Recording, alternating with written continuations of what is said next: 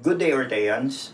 Your lecturer for today is Professor Matthew Solomon, top 2 in the June 2017 Criminologists Licensure examination. Don't forget to subscribe and hit the bell button in order for you to receive the latest updates. Take it away, Matthew. O yan. Okay? This long box is filled with ordinary cotton.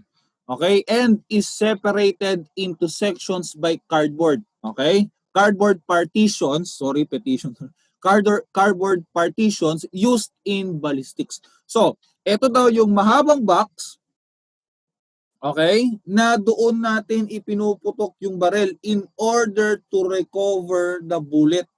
Okay? For bullet testing. Okay? So, anong tawag natin dyan? Okay? So, alam na natin yan, di ba? Na-discuss natin kahapon. That is bullet recovery box.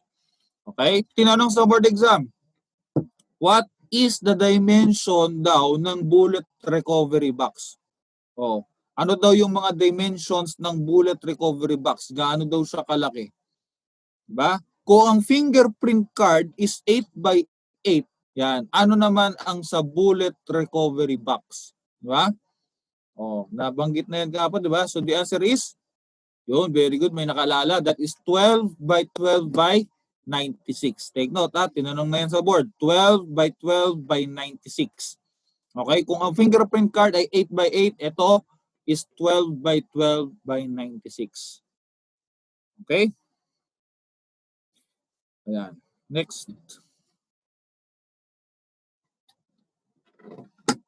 Okay, who approves the design and kinds of bullet, okay, and firearms if it is okay for warfare? Sino yung nagsasabi na pwede nating gamitin itong mga baril na ito, itong mga bullet na ito, okay, na pwede nating gamitin during warfare, di ba? Ba yan? Gera na nga eh. Okay, sino daw ang nag-a-approve niyan? Okay, very good. Yes, the answer is NATO. Okay, or the National Atlantic Treaty Organization. Diba? National Atlantic Treaty Organization. Okay, siya yung nag-a-approve. What is ASEAN? Diba? What is ASEAN? Association of Southeast Asian Nations. Okay, what is Interpol? Oh, sige nga, what is Interpol? Oh, maraming nagkakamali dito eh. Maraming na li-leave out.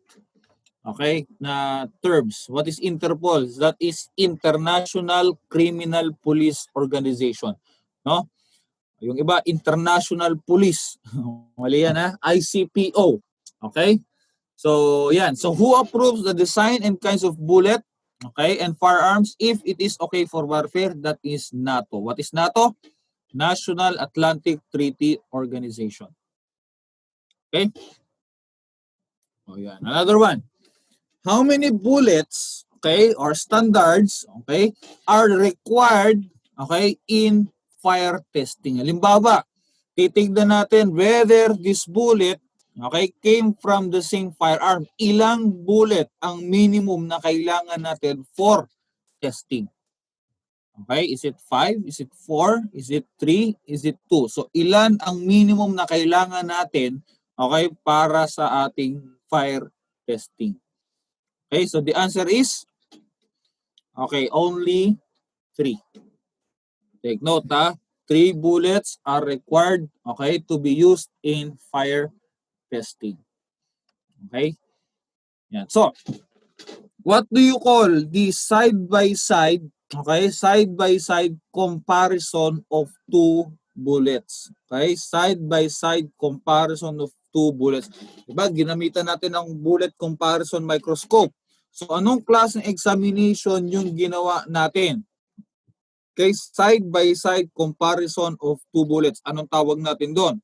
We call that juxtaposition. Okay, take note ha.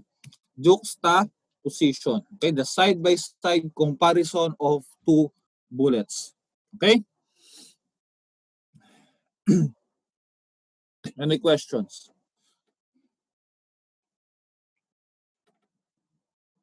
Okay, wala. Alright. Sige, let's proceed. Ayan, okay. So, Ito naman, he is an English monk, okay, who has been regarded as the inventor of the gunpowder in 1248. Siya po yung nakapag-create ng formula ng gunpowder. At isinulat niya yung formula ng gunpowder, okay, sa kanyang na Mirabili Potestate Artis et Naturae, or on the marvelous power of art and nature. On the marvelous power of art and nature. Okay? So, sino yan? Okay? Sino yung nag-imbento or nag-imbento ng composition ng gunpowder in 1248? That is, yan, very good. That is Roger Bacon. Okay? Roger Bacon. Yan. So, take note of that, ha? Okay.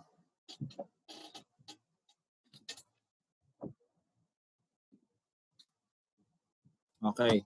Now, take note also of the composition of the gunpowder, ano? Okay, 75% potassium nitrate, okay? Potassium nitrate, and then 10%, okay? 10% sulfur and 15% charcoal or carbon. Okay? Take note of that, ha? Sorry, 10% pala. Okay? 10%. Okay? 10%. Yan, hindi 19, ha. So take note of that. So kung wala pong nakalagay na potassium nitrate, okay, hindi nakalagay yung potassium nitrate or KNO3, yan. Kung hindi nakalagay yung potassium nitrate, ang tinatanong po nila ay saltpeter. Okay, saltpeter. So ibig sabihin, how many percent daw ang saltpeter sa ating gunpowder? Okay, that is 75%. Potassium nitrate, saltpeter, pareho lang yan. Okay? Okay. So take note of that.